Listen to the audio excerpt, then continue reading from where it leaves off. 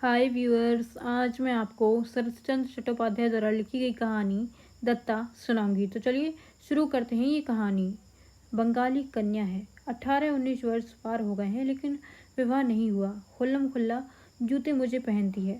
खाद आघात का विचार नहीं करती।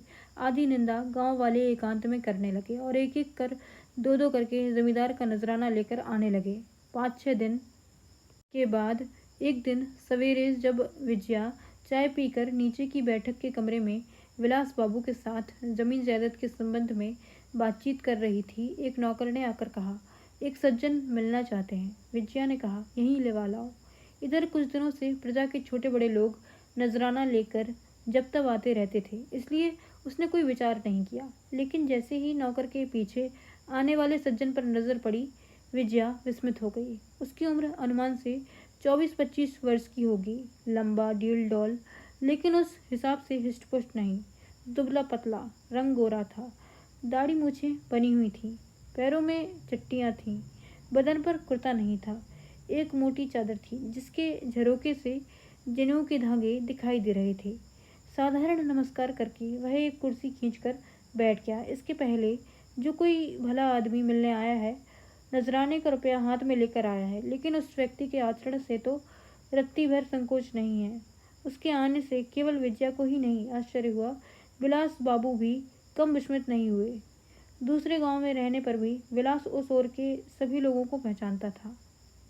आगंतुक सज्जन ने ही बात शुरू की। बोला, मेरे मामा पूर्ण गांगुली आपके पड़ोसी हैं। बगल वाला मकान उन्हीं का है। मैं सुनकर अवाक रह गया कि उनके पुरखों के समय से चली आ रही दुर्गा पूजा आप अब की बार बंद करा देना चाहती हैं। इसका मतलब क्या है? यह कहकर उसने विजया के चेहरे पर नजरें जमा दी। प्रश्न और उसके पूछने के ढंग से विजया आश्चर्य में पड़ गई। विलास ने रूखे स्वर में कहा, आप क्या इसलिए मामा की ओर से झगड़ा करने आए हैं? लेकिन किससे बात कर रहे हैं यह तो मत भूलिए। आगंतुक ने हंसकर कुछ जीभ दबा कर कहा, सो मैं नहीं भूला हूँ और झगड़ा करने भी नहीं आया हूँ।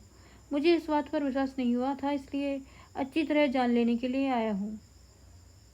विलास ने हंसी उड़ाने के अंदाज में कहा, विश्वास क्यों नहीं हुआ? आगंतुक ने कहा, कैसे होगा बताइए भला।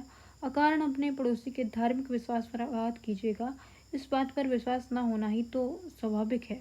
धर्म को लेकर तर्क वितर्क करना विलास का बचपन का ही अत्यंत प्रिय विषय रहा है। उत्साहित होकर छिपे उपहास से बोला, आपके लिए निरर्थक जान पड़ने पर भी किसी के लिए उसका अर्थ नहीं होगा, या आपके धर्म कहने से ही सब उसे सिर माथे रख लेंगे, इसका तो कोई कारण नहीं।